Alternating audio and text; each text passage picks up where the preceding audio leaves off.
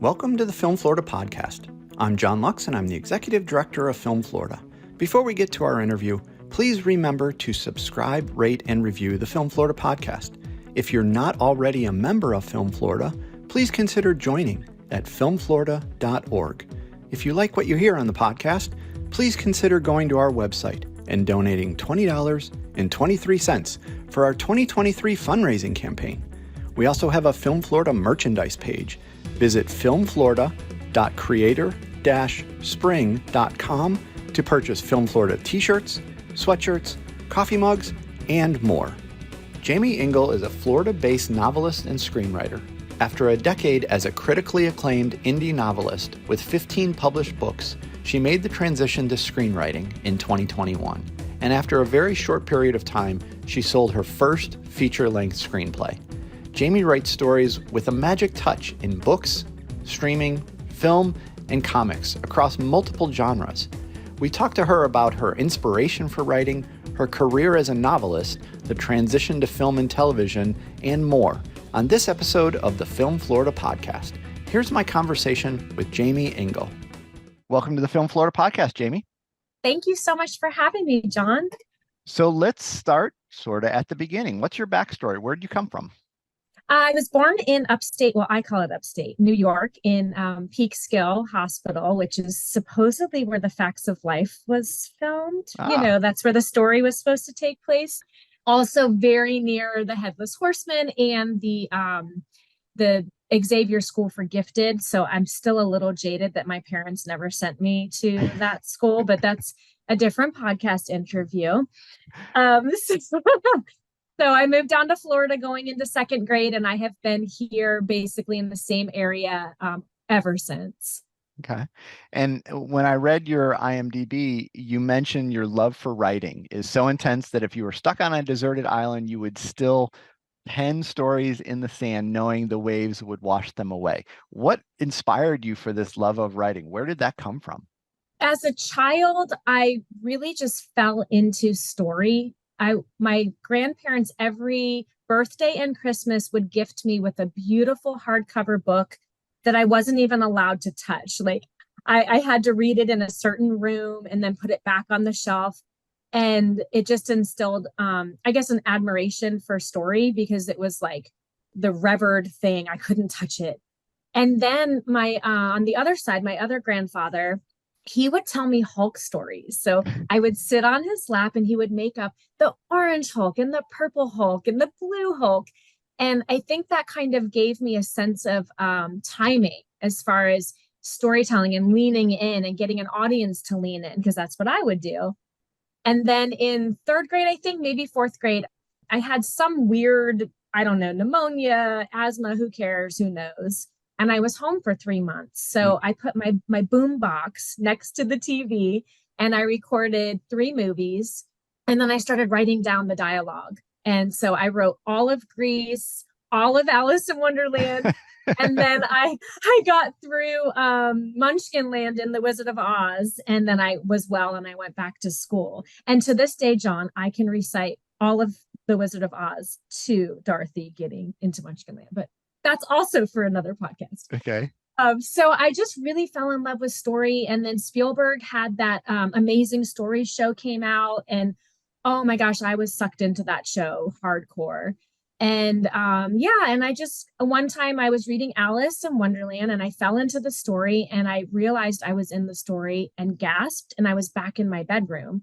And I just remember in that moment, I was like, this is what I want to do with my life. I want to take people out of this world into these amazing fantasy adventure, whatever. And that was the end of it. I started writing really bad Shel Silverstein copycat poems. And I started writing fan fiction with Mary Poppins and Jane and Michael. And I still have all of those stories. And some of them are in one of my collections. So that was it. I was hooked. Hook, line, sunk. And now I want to talk a lot about your book writing, but I'm going to jump ahead in your career to kind of the film and television, which is where we currently are. And you're credited with being the writer and producer of a movie called Just Jake, which came out this year. Tell us about the project and your roles on the film. This was my very first feature film, and It was just a kind of unicorn story that like true Hollywood story where I met a guy who knew a guy, that kind of thing. So I wrote the script based as a Christmas rom-com called The Star of Bethlehem, PA. And the producer, Brian Bird, and the director, Brandon Clark, their investor team wanted the Christmas out of all of their future scripts. So they asked, can you, kind of tweak this? So I made it just Jake, and it went from Christmas to Oktoberfest, and it went from gingerbread men to gingerbread hearts, and they loved it. And so I was basically I wrote on spec. They happened to love it. They bought it. And then I was kind of out at that point. I did get the co-production credit because because it was my idea, and I retained the rights and sold those to a publisher for the book novelization. And the story itself, Taylor Bird came in and did rewrites. So it was a collaborative thing, obviously. Mm-hmm. I'm a baby in all this. I'm learning so much. And it was so cool to see like the story that I thought in my mind, and then to see how it translated to Taylor, and then it translated to Brandon and Brian, and then the editor, and then Brittany Bristow and Rob Mays coming in and their take on my characters. And the whole process was just spinning. It was fascinating to see how collaborative the entire film process is. Because I've been a book writer, John. I've been the wardrobe, the makeup, the lighting, the craft services. I've been everything as the novelist. So to see my thoughts penned on paper transposed into an actual visual medium was one of the coolest things that I've experienced in my professional career to date. Well, and for those aspiring writers out there, talk a little bit about the writing process. Did you know where you were going as you were writing this? Did you have this full story, or did you just start writing and then one thing led to another in the script? For this, well, I guess for all, I write a very long synopsis / treatment from start to finish, as if I'm telling you the story. It's really bad writing. It's like, so this happened, and then, but I like to get the whole story on paper first, and then I can take that and go through the beats and go through the actual writing. And of course, it's going to change because your outline is just a map. It's not the reality of the writing process. So for The Star of Bethlehem, PA, I knew that I wanted this country music singer to come back home, fall back in love with his high school sweetheart. And I'm a music student. I was in show choir and chorus. So I thought it would be so cool if she kind of taught to underprivileged kids, and that was her love. That's where she went with her music from high school. Whereas Jake went the opposite direction, and he went into superstardom.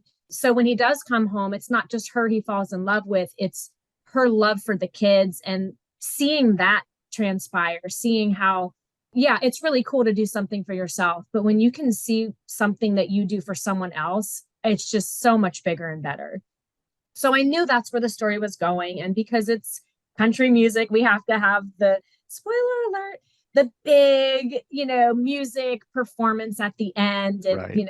Is he going to make it or not? So I kind of knew where I was going. And plus, this is a rom-com, John, so it follows a particular format. So I think everybody would know where it was going. And that's the beauty of these stories. It's a feel good, and there's no surprises. So if you're going through just the most awful time of your life in real life, you can safely fall into these stories and feel uplifted and have a little cry and a little laugh, and then go on with your life.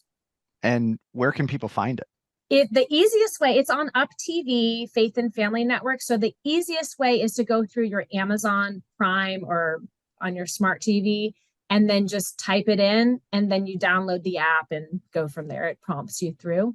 Good. And well received so far?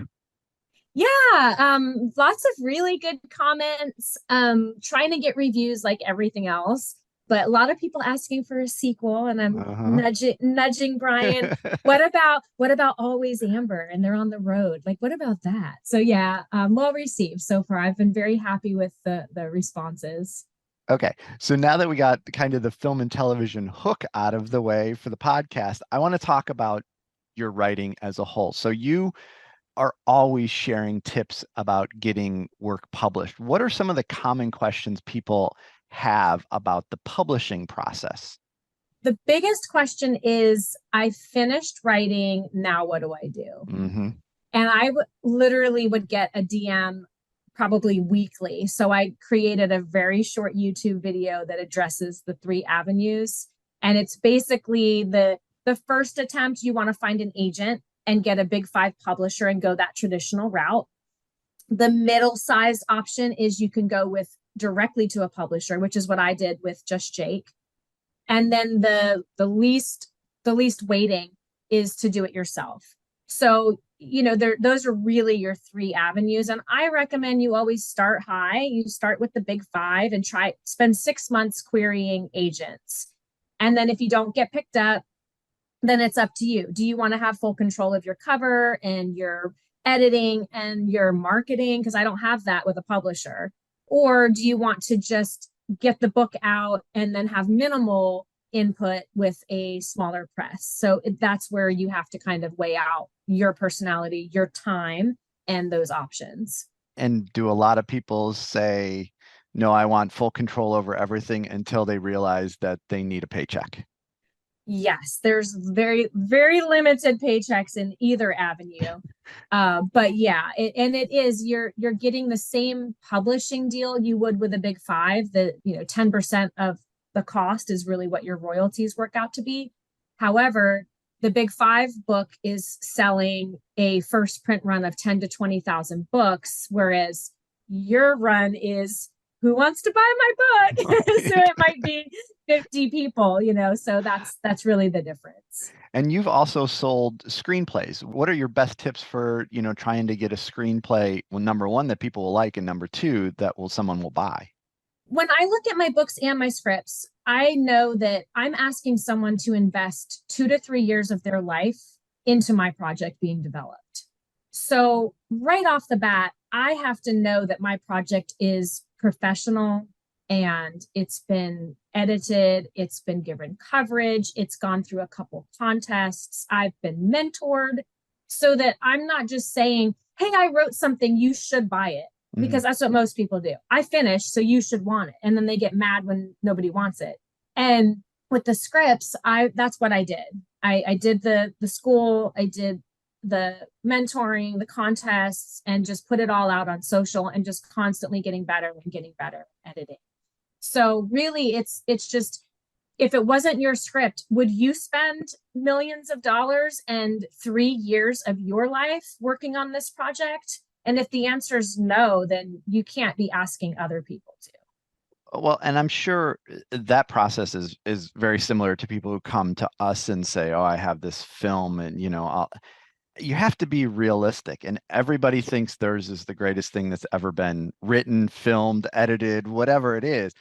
Talk about the importance of being able to look in the mirror and be realistic about what it is that you're trying to put out there. Is this really good? Does this still need more work? Is this bad? And in that whole process, it's a pretty humbling experience, right? Agreed. And I actually have a presentation that I teach a portion with this concept. And the way I explain it is, everybody knows music. Everybody knows you've got a garage band. You've got a local band who does covers. You've got a local band or a regional band who does their own music. And then you've got a superstar.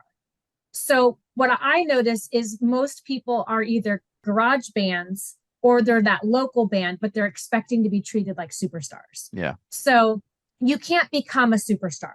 That just happens to you. Because once upon a time in the 80s, there was this thing called the pet rock. Therefore, anything can happen.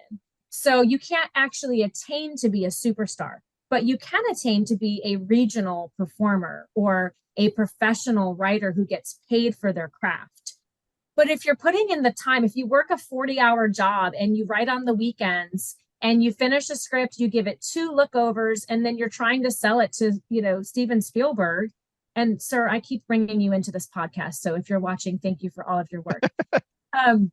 if you're trying to sell it like that, then what are you're behaving like a garage, like a high school garage band, and you're expecting the Hard Rock Cafe to hire you. Like that just doesn't make sense. So there's nothing wrong with being a garage band. There are so many great short films or student films or just low budget films that are super enjoyable. I like watching some cheesy stuff too. And there's a low budget, it's still a good story. Hmm. But you just have to be honest with yourself. How much time, how much money, how much effort do I have to put into this? And where am I on that professional scale? And that helps everybody, let's be honest. Yeah. And you've also written a book with tips called Write a Book That Doesn't Suck. So talk about some of the top level pieces of advice that people would find if they bought the book. I actually also write a script that doesn't suck, and that's on my Kindle Vella that I'll be publishing probably next year. So I'll let you know when that's out. Okay. The reason I wrote the book is because, yeah, there's a million writing books out there. Do we really need another one? But what I found is most of the writing books are character, plot, setting. They're very specific and driven towards those things, but they don't talk about like techniques. So, for example, one of the chapters in the book is the hero, the villain, and the heroine. How does that dynamic come to be? When do you tell and not show? We're always told show, don't tell, show, don't tell.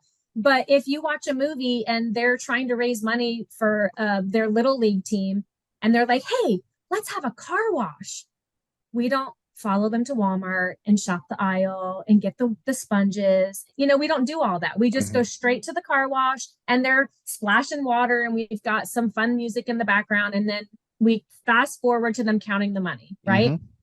That's a tell, not a show, right? So when do we do that? So the chapters are just broken down like that. They're just tips and tricks and techniques as a writer that maybe you've never heard before, and also in the screenwriting book as well. And then each chapter has 4 questions with some space to think about your own work. Hmm. And I use tons of examples of popular movies, books, classics, and my own stories just to show some examples. So I think that really helps when you can.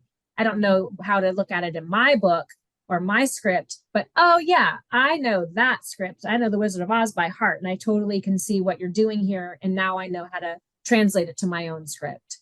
Interesting. So it's a little bit of a workbook as opposed to just a reader. Okay, excellent. So I mentioned that we're going to talk about your traditional, we'll call it, writing. You've written a number of award-winning novels. What attracts you to one story versus another? Mostly the stories talk to me. And I think as a writer, we are the only people that can vocalize that we hear voices in our heads and it's okay. So I just hear the voices of these characters, like my dog right now. I apologize. I hope you can't hear that. It's all right. So these stories, these characters, I just feel like I need to tell their story. I feel like they've come to me from the ether, and I have been chosen to be the hero to tell their story. And it's a very weird feeling, but if it just keeps speaking to me and I just keep thinking about it, then I know I have to tell the story. And sometimes, John, it's a short story. I don't have the whole thing. Sometimes it's a piece of a story, and I know there's more coming. I can tell if it's going to be a film versus a book versus a comic because of how it comes to me.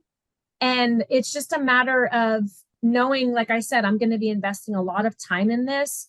It may be a really cool idea, but do I really want to sit with this for a year? And in that case, I might find a friend who has this type of a writing and say, hey, I have this really cool idea.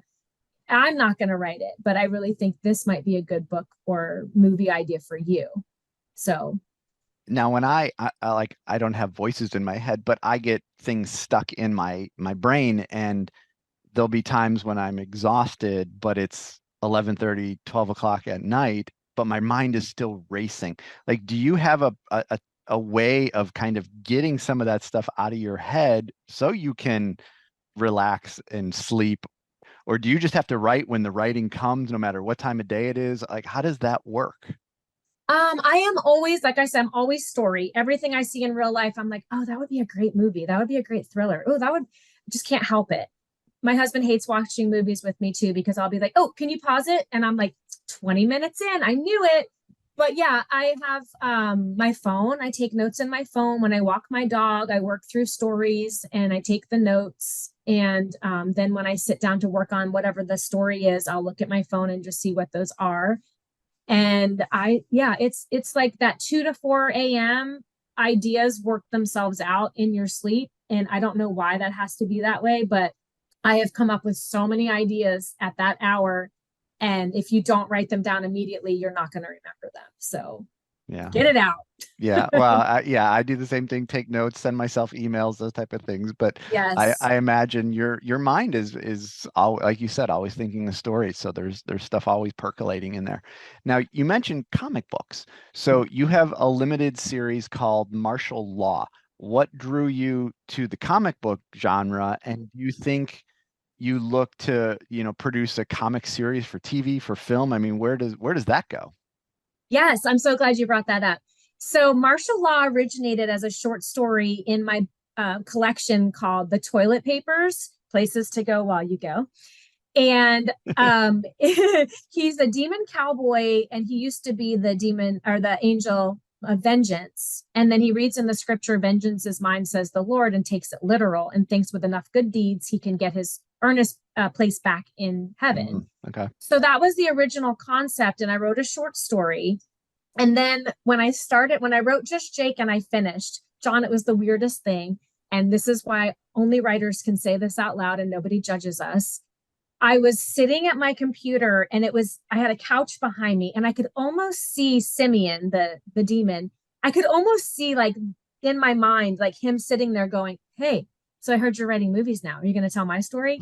And like, it was, not physically I saw him, but it was just so like pushy. And I said, yeah, that would make a great story. So I wrote a TV show using the short story as the pilot, wrote the Bible.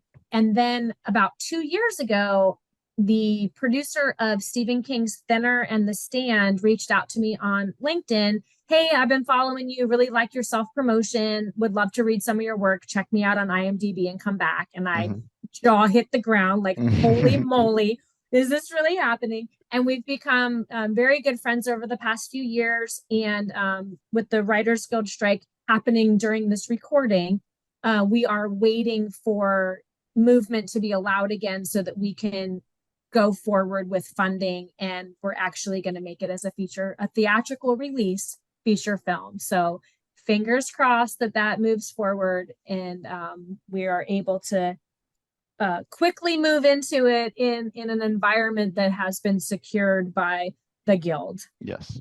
And I'm sure what drew him to your LinkedIn profile was the wins for the week videos, right? Oh, I'm sure.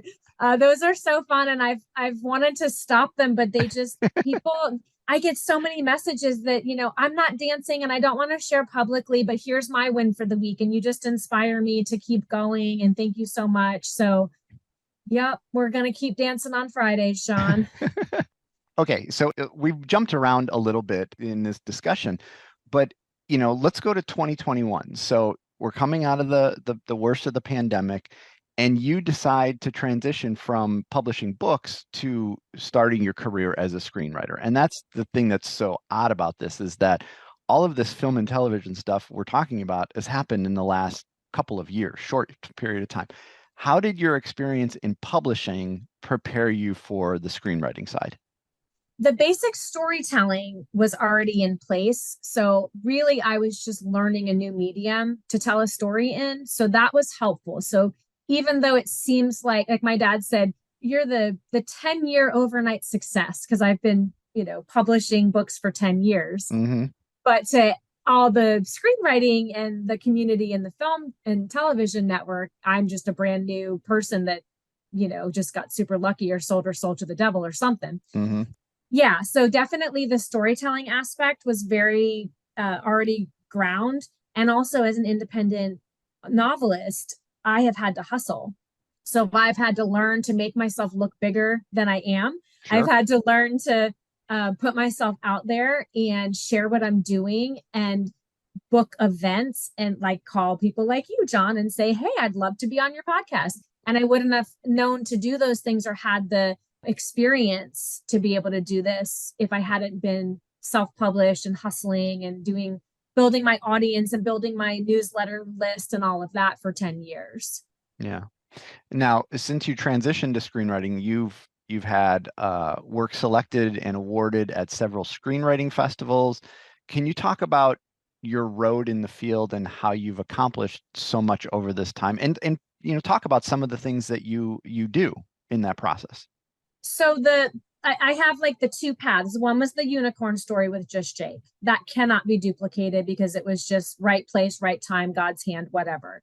The other thing I did while I was waiting, because John, you know this, that we're really professional waiters in this industry. So instead of calling my producer every day, like the crazy ex-girlfriend, hey, are we still dating? Hi, are you?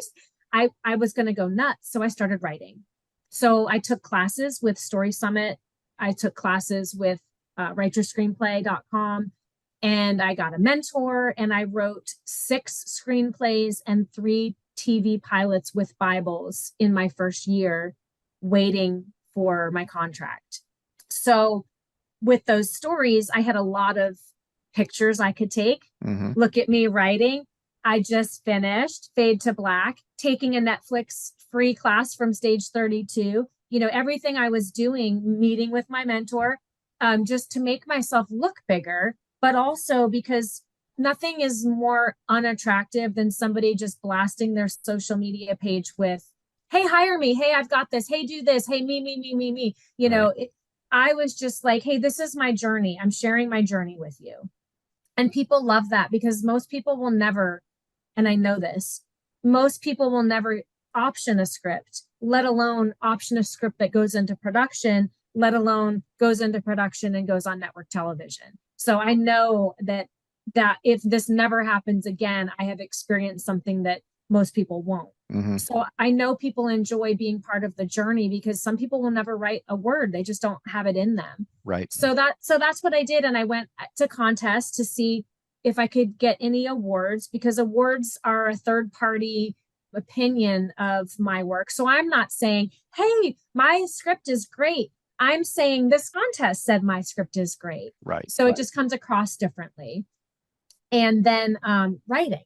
I mean, I wrote 6 scripts, and then I went back to Just Jake and I said, wow, this is really bad. Like, I can make this so much better now. And I rewrote it while I was waiting. So when they came to me, I had a better draft to send back to them. And that's it. It's just constant, getting better, getting some awards under your belt. And then that turned into the networking on LinkedIn. I can't say enough good things about LinkedIn. Yeah. And then writing, John, just writing every day. I'm a writer. Do you know what I want to do when I'm a writer? Not write. I want to market. I want to go clean my house. I want to do Tupperware organization. Like, it's so hard to sit down. So as an entrepreneur, as a business person, I have a chime on my phone that goes off every hour to let me know, hey, it's time to edit. It's time to write. It's time to market. So I don't spend all day marketing instead of writing. Yeah. Well, I mean, people ask me all the time for advice because they think I have good advice. Little do they know. But the truth is, like, when they say, well, I want to be a really good writer, what's your advice? I say, write.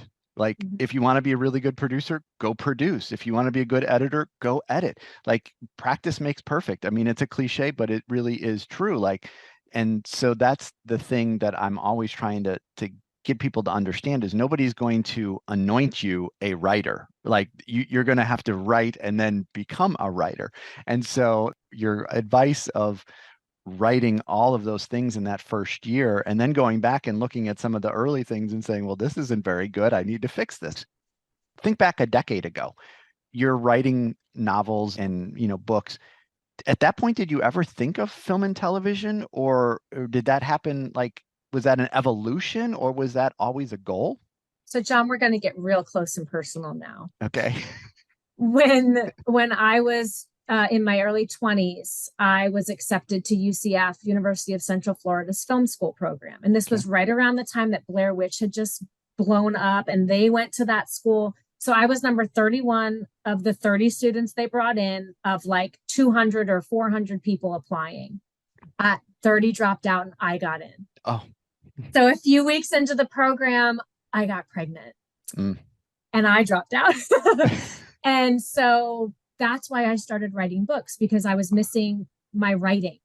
And I started writing books. And then after an 18-year hiatus, because I live in Melbourne, John, I'm not doing movies in the early 2000s from Melbourne, Florida. It was a different world. Right. So then when my son was 18 and he graduated, I started to get the bug again for writing movies. I'd done all these books and I still wanted to write movies and get on film sets and write for television. And I kind of thought, maybe I can do that from Florida now. I feel like they're not only filming in Hollywood anymore. There's incentives all over the country. Maybe I could try again. And that's when, I think that was 2019. And then February of 2020 is when I met the producer who introduced me to the entertainment attorney who bought Just Jake. Wow. Okay. Yeah. Good story. Yeah. Thanks. I didn't even know. I mean, normally, honestly, when I ask questions, I kind of know where people are going to go with it. I had no idea that was the story. That's actually a great story. So, you had mentioned, as we're recording, we're in the middle of the WGA strike, and a lot has been impacted with both SAG-AFTRA and WGA being on strike. When we found ourselves in a similar but different predicament with extra time on our hands at the beginning of the pandemic. When you have downtime like that, what's the best way to keep those creative juices flowing? I juggle multiple projects because I get bored easily. So at any given time, I'm writing a script, rewriting another script, writing a novel, editing another novel. So if any of those get movement, if a producer comes in, like currently I'm working with a producer that we've started a while ago. And, just, I know what I need to do on my end. So I know I have to work on stuff. And then one day when we can get back into working on the project, like in the real world, we'll get back to working on the project in the real world. But I know that's a project I want to have ready to go when the world reopens here. So I am spending more time on that. But before that, I was novelizing one of my optioned TV shows because, we're striking, so there's nothing happening. So I decided I would convert that into a novel. So most of my time was spent writing that novel. I have to have multiple projects because if I just sit in front of my computer and work on a single book of writing, I'll find a million other things to do. But do you ever confuse things where you jump a story from one to another? I would do that, I'm sure. No, I mean, I do forget my character names, but like that's for everything I've ever written. And even my children, sometimes I just blank. I have just too many names. I just tell everybody in real life, I say all of my good words are in my story. So you get whatever's left. Sure. But no, I'm for some reason I can compartmentalize characters and stories very well. And I find like my best writing environment would be at a nightclub with just lots of noise and chaos going on all around me. And then I can just stare at the page or at the keyboard and just go. So Jaimie, you obviously have a lot going on. Where do people keep up with everything you have on your plate? Mostly I'm on LinkedIn. All my social media is at Jaimie Engle Writes. And I have a monthly newsletter that I really love sharing stuff that I don't publicly post yet. So you can go to my website, jaimieengle.com, and it'll pop up or just scroll to the bottom. And I'm also, as often as possible, speaking either live or online twice a month at least. So you can always reach out there and email me, DM, slide into the DMs, as they like to say. I think that's a funny one. I'm very accessible and I love helping people. And if I have time, I am available. Excellent. Well, I want to thank you for being on the Film Florida podcast to share your journey and your expertise. We appreciate you being with us. And thanks so much for being a Film Florida member. We obviously appreciate that very much as well. Thank you for everything you do for Florida filmmakers. Thanks for listening to the Film Florida podcast. For more information about Film Florida, go to filmflorida.org and like or follow our social media pages. If you're not already a member of Film Florida, please consider joining at filmflorida.org. If you like what you hear on the podcast, please consider going to our website and donating $20.23 for our 2023 fundraising campaign. Check out Film Florida merchandise at filmflorida.creator-spring.com, and please remember to subscribe, rate, and review the podcast.